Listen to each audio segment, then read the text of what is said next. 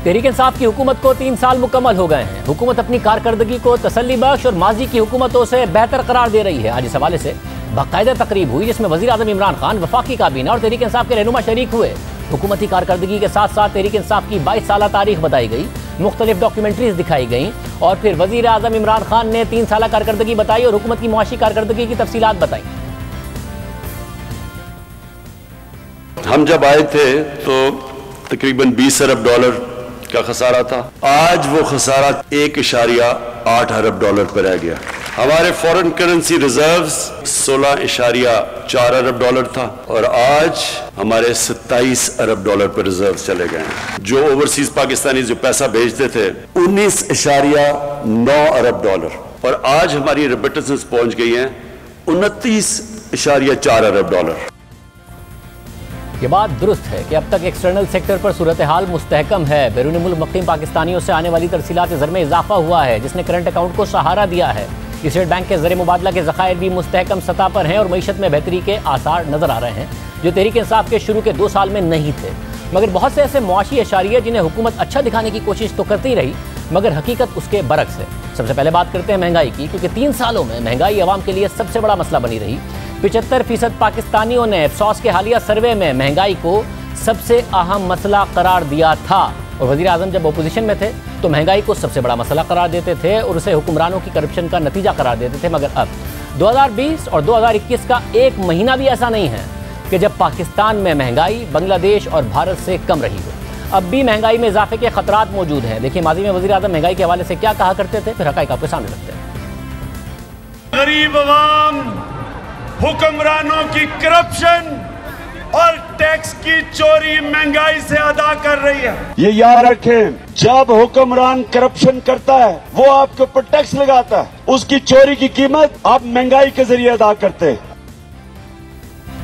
तहरीक इंसाफ के 3 सालों में आटा, चीनी, घी, कुकिंग ऑयल, दालें, आलू, प्याज, टमाटर, गोश्त समेत तकरीबन तमाम अशिया महंगी हुई हैं। रुपया 40% गिरने की वजह से जो अशिया दरामद हुई हैं वो और महंगी हो गई हैं और जो अशिया मुल्क में ही पैदा होती हैं उनकी कीमतें भी हुकूमत के दावों और वादों के बावजूद कंट्रोल से बाहर ही रही हैं। इस वक्त पाकिस्तान में महंगाई खित्ते के ममालिक से बहुत ज़्यादा है और ये हुकूमत के लिए सबसे बड़ा मसला है, खासतौर पर फूड इन्फ्लेशन यानी खाने पीने की अशिया में महंगाई। हम आपके सामने खित्ते के दीगर ममालिक से खाने पीने की चीज़ों की महंगाई का मवाजना रखते हैं। हम आपको पहले भी अदाद-ओ-शुमार दिखा चुके हैं, इसमें गुज़िश्ता महीनों का डेटा भी शामिल करते हैं, वो भी यही दास्तान बता रहा है। रवां साल जनवरी में जब पाकिस्तान में फूड इन्फ्लेशन 6.6% थी तो उस वक्त भारत में 1.89% और बांग्लादेश में 5.2% थी।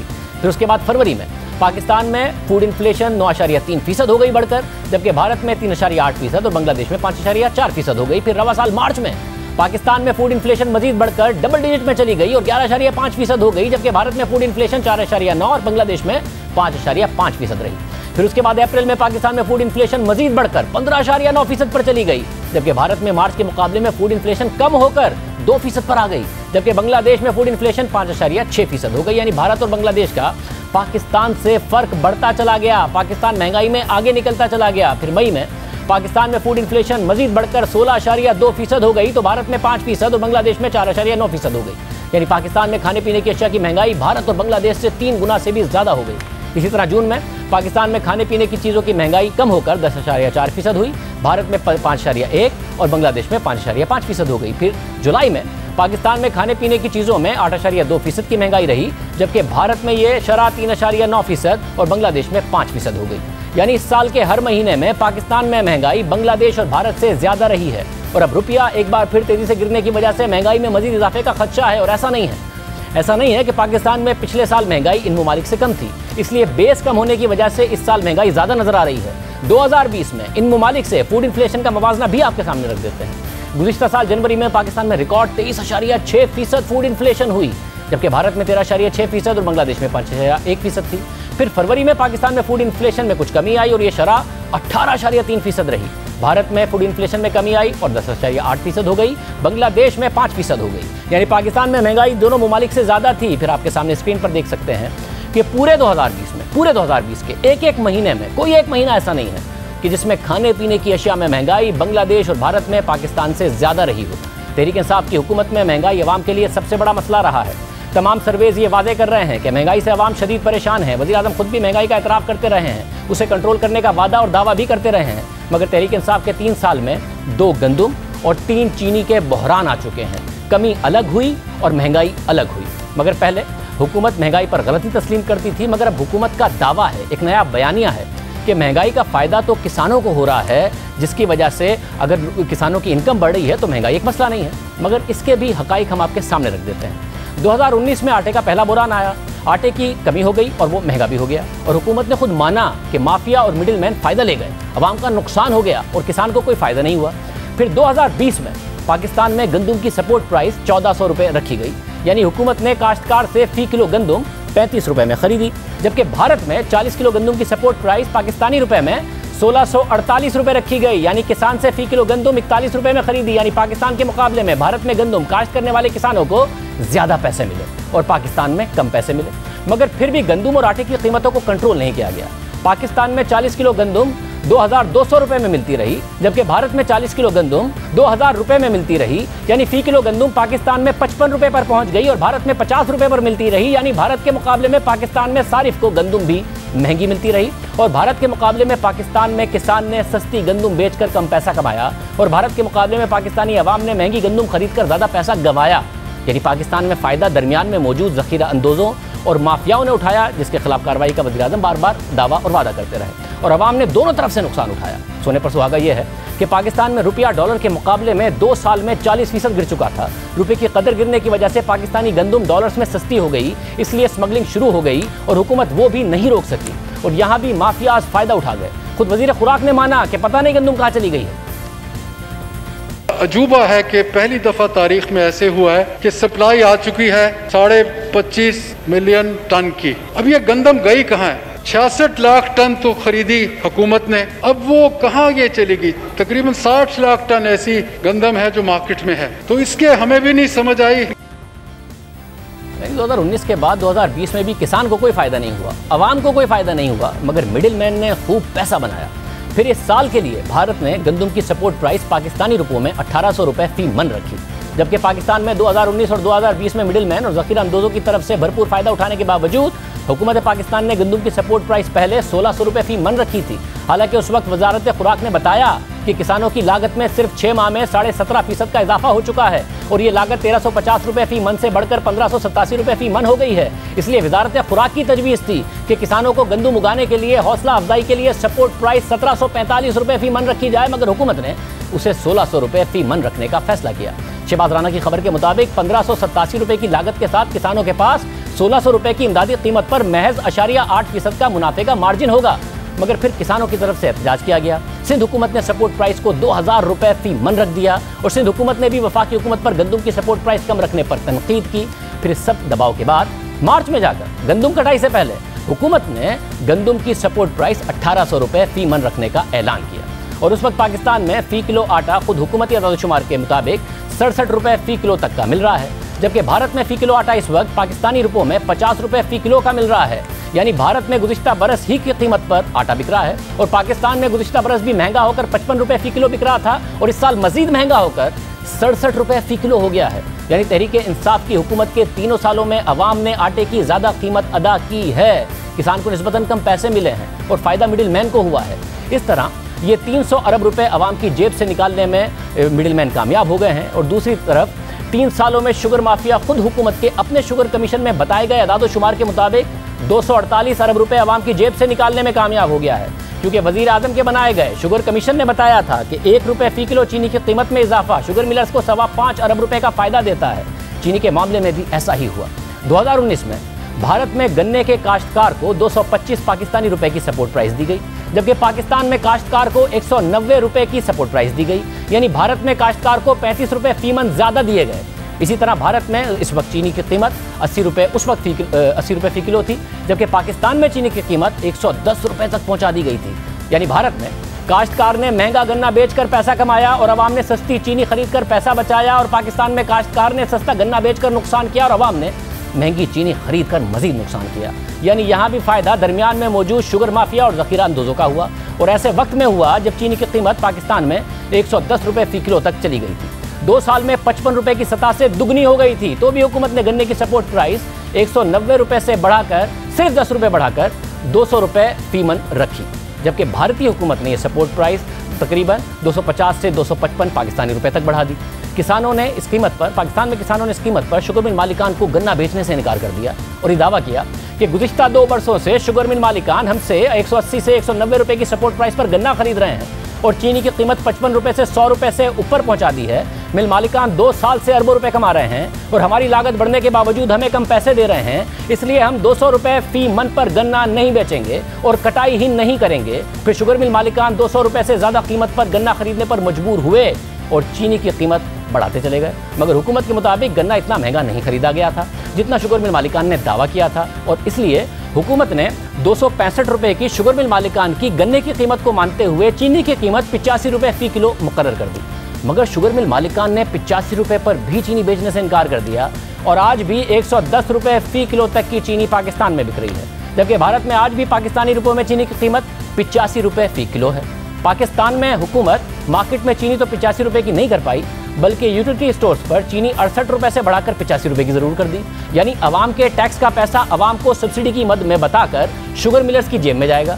यानी पिछले 3 सालों में भारत में किसानों को अपने गन्ने की पाकिस्तान से ज़्यादा कीमत मिल रही है और भारतीय अवाम को पाकिस्तान से सस्ती चीनी मिल रही है और पाकिस्तान में अवाम और किसान दोनों का नुकसान हो रहा है और मिडिल मैन और माफियाज 550 अरब रुपए सिर्फ गंदम और चीनी की मद में अवाम की जेब से निकाल चुके हैं। 550 अरब रुपए। इस सब के असरात अवाम पर नजर आ रहे हैं क्योंकि अब हुकूमत का दावा है कि आमदनी में इजाफा हो तो महंगाई में इजाफा बेमायनी हो जाता है, मगर आमदनी में इजाफा नहीं हुआ है। कशफ फाउंडेशन के सर्वे और रिसर्च के मुताबिक एक लो इनकम घराने की अप्रैल 2020 से अप्रैल 2021 तक की आमदनी में 17% की कमी आई है, मगर इसी घराने की खाने पीने की अशिया पर खर्चे में 25% का इजाफा देखा गया है। यानी आमदनी में 17% की कमी, महंगाई में 25% का इजाफा। आमदनी में कमी और महंगाई में इजाफे की वजह से एक औसत कमाई वाला घर जो मार्च 2020 में अपनी कमाई का 30% खाने पीने पर खर्च करता था, वो अप्रैल 2021 में 46% सिर्फ खाने पीने पर खर्च करता है। यानी आमदनी का 46% सिर्फ खाने पीने पर निकल जाता है।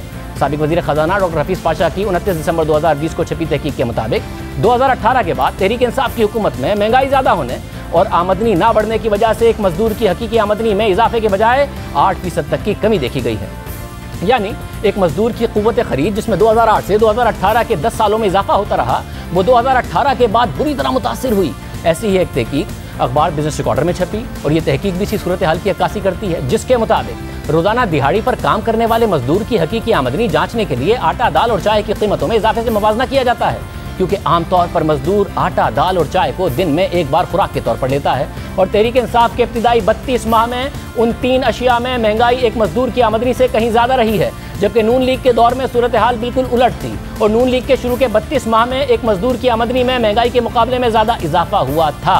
यही वजह है कि एक आम मजदूर के लिए आज 2 वक्त का खाना 2018 के मुकाबले में ज़्यादा मुश्किल हो गया है। इसी तरह बात करेंगे कर्ज़ों की। तहरीक इंसाफ का एक और नारा था और नारा यह था कि मुल्क पर कर्जा कम करेंगे, क्योंकि इसमें इजाफा करप्शन की वजह से हुआ है।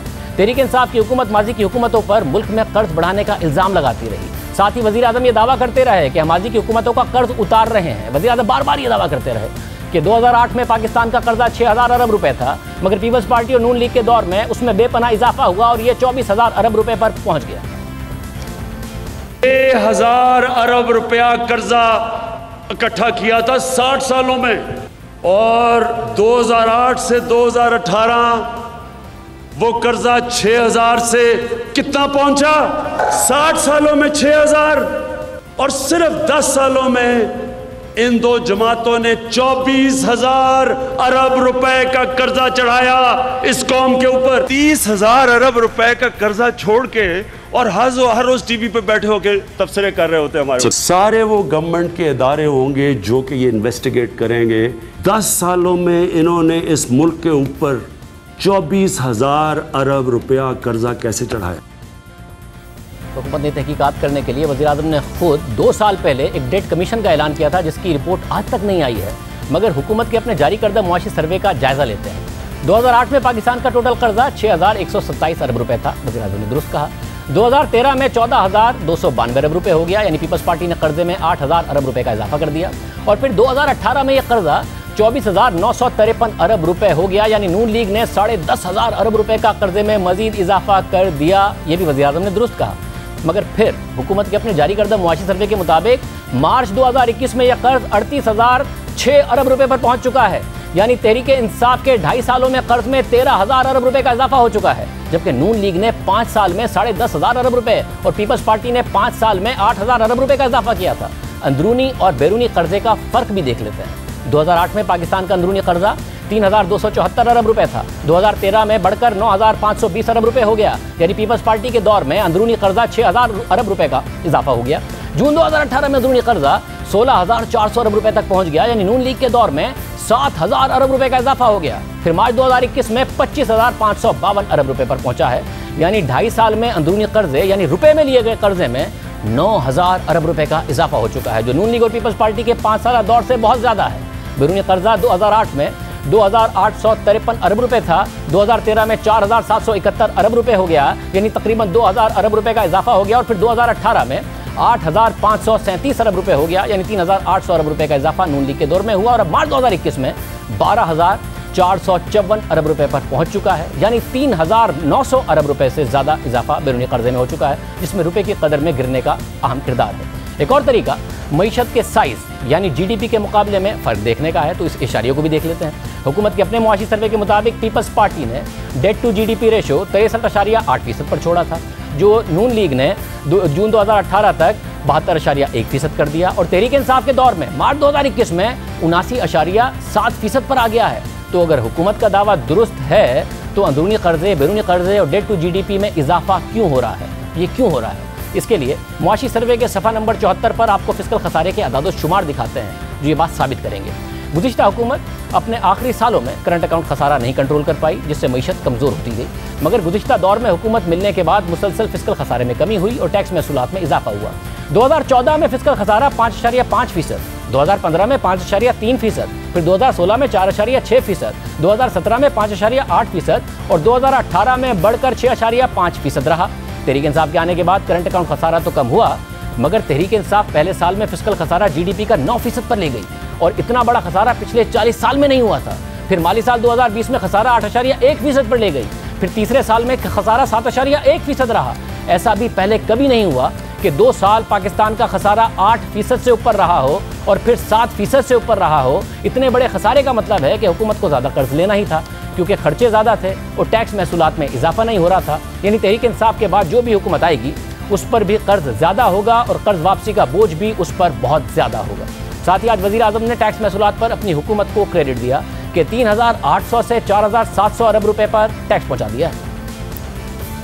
हमारी टैक्स कलेक्शन जब हम आए थे तो 3,800 अरब रुपया हमारी टोटल टैक्स कलेक्शन थी। आज वो पहुंच गई है 4,700 अरब पे हमारी टैक्स कलेक्शन।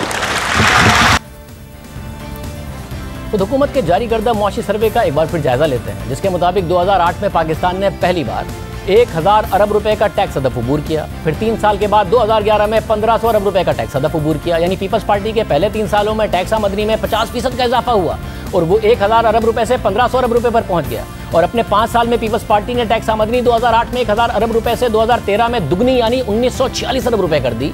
यानी हर एक साल में एक नया रिकॉर्ड बनाया। फिर 2014 में नून लीग की हुकूमत में पाकिस्तान ने पहली बार 2,000 अरब रुपए का टैक्स हदफ अबूर किया। फिर उसके 2 साल के बाद 2016 में पाकिस्तान ने 3,000 अरब रुपए का टैक्स हदफ अबूर कर लिया। यानी नून लीग ने भी अपने पहले 3 सालों में टैक्स आमदनी में पीपल्स पार्टी की तरह 50% का इजाफा कर दिया और 2,000 अरब रुपए से उसे 3,000 अरब रुपए पर पहुंचा दिया। फिर 2018 में नून लीग की हुकूमत ने 3,848 अरब रुपए टैक्स इकट्ठा किया। यानी 5 साल में नून लीग ने पाकिस्तान की टैक्स आमदनी 1,946 अरब रुपए से दुगनी कर दी। यानी पीपल्स पार्टी और नून लीग दोनों के दौर में हर साल टैक्स का एक नया रिकॉर्ड बना। दोनों ने अपने 5 साल में टैक्स आमदनी को दुगना किया। 2008 में पहली बार 1,000 अरब रुपए का संगी मील अबूर हुआ, 2014 में पहली बार 2,000 अरब रुपए का संगी मील अबूर हुआ, 2016 में 3,000 अरब रुपए, 2018 में टैक्स आमदनी 3,845 अरब रुपए पर पहुंच गई। और फिर तहरीक इंसाफ की हुकूमत के 3 साल में सिर्फ 20% का टैक्स महसूलात में इजाफा हुआ है। मगर वज़ीर आज़म कौम को मुबारकबाद दे रहे थे, खुश हो रहे थे। हालांकि उन्होंने कौम से पहले साल में टैक्स महसूलात को 8,000 अरब रुपए पर लाने का वादा किया। FBR की रिफॉर्म करके इसी पाकिस्तान से मैं इंशाल्लाह 8,000 अरब रुपया टैक्स इकट्ठा करूंगा। 8 ट्रिलियन। और एक कितनी ड्यूरेशन में आपका गोल क्या है? साल के अंदर। साल के अंदर 20 करोड़ लोगों का टोटल टैक्स का रेवेन्यू 3,000 अरब रुपया। ये सिर्फ और सिर्फ करप्शन खत्म करके, सिर्फ और सिर्फ FBR के अंदर रिफॉर्म्स करके इसको ऑटोनमस इदारा बना के ऊपर तकड़ा एक लीडरशिप दे के डीपोलिटिसाइज करके इस मुल्क में कोई प्रॉब्लम ही नहीं है 8,000 अरब रुपया इकट्ठा करना। 1-2 सालों के अंदर 8,000 अरब रुपया इसी पाकिस्तानी कौम से इकट्ठा करके दिखाऊंगा। और टैक्स बढ़ाएंगे नहीं, टैक्स कम करूंगा, टैक्स कम करके पैसा इकट्ठा करूंगा। वैसे 20% का इजाफा हुआ है, 4,700 अरब रुपए इकट्ठे हुए हैं और हुकूमत खुश है। तहरीक इंसाफ की हुकूमत का पहला साल आपके सामने रखते हैं जिसमें टैक्स महसूलात दुगनी करके 8,000 अरब रुपए करने का वादा किया गया था। मिफ्ता इस्माइल ने हुकूमत जाने से पहले अगले बजट का ऐलान कर दिया था और माली साल 2018-19 के लिए 4,435 अरब रुपए का टैक्स टारगेट दे दिया था। यानी अब से 3 साल पहले पाकिस्तान का 4,000 अरब रुपए टैक्स इकट्ठा हो जाना चाहिए था और ये पिछले 10 साल में हर साल टैक्स महसूलात में इजाफे को देखते हुए मुमकिन भी था। मगर फिर नून लीग इलेक्शन हार गई, तहरीक इंसाफ की हुकूमत आ गई। तहरीक इंसाफ ने सितंबर 2018 में अपना बजट दिया, नून लीग का बजट मुस्तरद किया और कहा कि नून लीग का बजट एक गैर हकीकी बजट था। टैक्स टारगेट को 37 अरब रुपए कम किया और 4,435 अरब रुपए कर दिया, 4,398 अरब रुपए कर दिया और साथ ही ऐलान किया कि अगर हम इकदाम ना करते तो फिर फिस्कल खसारा 7.2% होता जिसके हम मुतहम्मिल ही ना हो पाते। इसलिए अब हम इकदाम ले रहे हैं, वरना तारीख का सबसे बड़ा खसारा होता।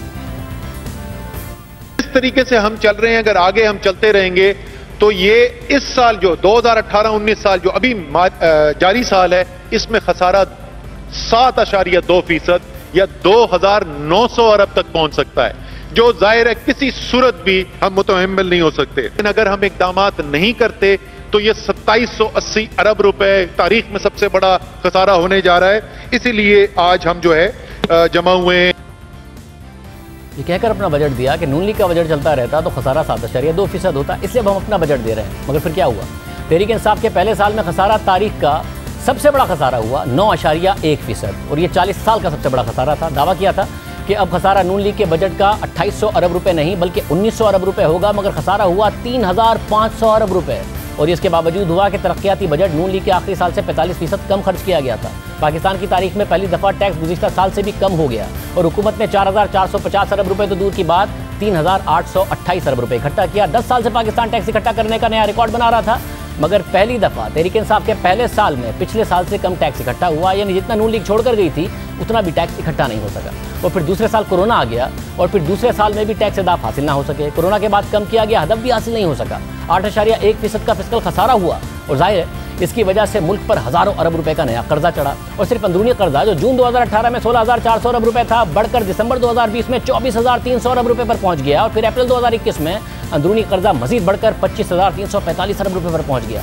2 साल में टैक्स अदा हासिल ना करने की वजह से खसारे और कर्ज में बेपनाह इजाफा हुआ। और फिर तीसरे साल में भी हुकूमत ने पहले इस साल के लिए 4,963 अरब रुपए का टैक्स टारगेट रखा था और फिर IMF को इस टारगेट में कमी के लिए मनाया और टारगेट 4,700 अरब रुपए कर दिया और उसे हासिल करने में कामयाब हुई। हालांकि बजट में GDP ग्रोथ का टारगेट 2.3% रखा था और महंगाई का हदफ 6.5% रखा था। ये दोनों ही टारगेट से ज़्यादा रहे। तरक्की की शरह 2.3% की जगह 4% रही, महंगाई की शरह 6.5% की जगह 9% रही, मगर टैक्स महसूलात फिर भी टारगेट से कम रही, 238 अरब रुपए कम रही। यानी हुकूमत के 3 सालों में टैक्स इकट्ठा करने में सिर्फ 20% का इजाफा हुआ है, जबकि नून लीग और पीपल्स पार्टी ने अपने पहले 3 सालों में टैक्स आमदनी में 50% का इजाफा किया था। इसके साथ साथ एक अहम बात, मईशत के साइज के मुकाबले में टैक्स इकट्ठा करने में कमी है। हुकूमत के अपने जारी करदा मुआशी सर्वे के मुताबिक टैक्स टू GDP 2013 में 8.7% था, जो 2018 में बढ़कर 11.1% हो गया, मगर इस हुकूमत के पहले साल में गिरकर 2019 में 10.1% हो गया और अब 10% है। इसके साथ ही एक और तशवीश की बात इस साल के टैक्स महसूलात में डायरेक्ट टैक्सेस का कम होना और इनडायरेक्ट टैक्सेस का बढ़ना है। FBR अपना इनकम टैक्स और फेडरल एक्साइज ड्यूटी का टारगेट हासिल नहीं कर सका, मगर गुज़िश्ता बरस सेल्स टैक्स और कस्टम ड्यूटी टारगेट से ज़्यादा हासिल की। यानी दरामदाद में इजाफा जिससे तजारती खसारा बढ़ा, उससे FBR का रेवेन्यू बढ़ा। साबिक चेयरमैन FBR शब्बर जैदी ने अपने आर्टिकल में यह आदादोशुमार सामने रखे, जिसके मुताबिक रुपए की कदर गिरने का भरपूर फायदा दरामदाद पर टैक्स इकट्ठा करने में हो रहा है। रुपया 2018 में 110 रुपए की सतह पर था और 61 अरब डॉलर्स की दरामदाद पर 1691 अरब रुपए का टैक्स इकट्ठा हो गया, मगर इस साल इनके मुताबिक 160 रुपए की औसत कीमत पर 45 अरब डॉलर्स ही की दरामदाद पर सिर्फ 10 माह में ज़्यादा यानी 1726 अरब रुपए का टैक्स इकट्ठा हो गया। यानी रुपया गिरा, दरामदाद बढ़ी तो टैक्स ज़्यादा इकट्ठा हो गया। तो उसमें हुकूमती पॉलिसीज़ या FBR का क्या कमाल है? दरामदाद और बढ़ेंगी तो टैक्स और बढ़ जाएगा, मगर करंट अकाउंट खसारा भी बढ़ जाएगा, जिसके आसार जून और जुलाई के अदाद-ओ-शुमार में वो आसार नजर आ रहे हैं। इसमें भी अहम बात यह है कि तहरीक इंसाफ ने अपने मैनिफेस्टो में यह वादा किया था कि हम हुकूमत में आकर टैक्स नेट बढ़ाएंगे, क्योंकि इनडायरेक्ट टैक्सेस गरीब आदमी पर महंगाई की सूरत में ज़्यादा बोझ डालते हैं और इनकम इनइक्वालिटी में इजाफा करते हैं। और फिर तहरीक इंसाफ ने अपने 100 रोज़ा प्लान में दावा किया और वादा किया कि टैक्स टू जीडीपी रेशो बहुत कम है, क्योंकि टैक्स निज़ाम की बुनियाद एक नाइंसाफ़ी पर मबनी निज़ाम है जो इनडायरेक्ट टैक्सेस पर मबनी है। मगर आम बात यह है कि तहरीक इंसाफ की हुकूमत में टैक्स टू जीडीपी 11.1% से कम होकर 10% पर आ गया है और टोटल टैक्स कलेक्शन में इनडायरेक्ट टैक्सेस का किरदार जो 2018-19 में 60% पर था, वो 2019-20 के हुकूमत के अपने जारी करदा मुआशी सर्वे के मुताबिक बढ़कर तहरीक इंसाफ के पहले साल में 62.2% पर चले गए और अब 65% पर जा रहा है। और इसी मुआशी सर्वे के मुताबिक 2006 में पाकिस्तान के टोटल टैक्स में इनडायरेक्ट टैक्सेस का किरदार 68.5% था, यानी 2008 से 2018 तक ना सिर्फ टैक्स आमदनी 4 गुना बढ़ गई थी, बल्कि इनडायरेक्ट टैक्सेस भी 68.5% से कम होकर 60% पर रह गए थे। फिर 2019 में तहरीक इंसाफ ने 3,828 अरब रुपए का टैक्स इकट्ठा किया, जो 2018 के नून लीग के 3,843 अरब रुपए से 15 अरब रुपए कम था। और इस वजह से हमने देखा कि टैक्स टू जीडीपी भी घटता चला गया, इनडायरेक्ट टैक्सेस का किरदार भी बढ़ता चला गया और डायरेक्ट टैक्सेस का किरदार कम रहा। हमने हुकूमती वज़रा को दावत दी, वो तो 3 साल कारकर्दगी पर बात करने के लिए नहीं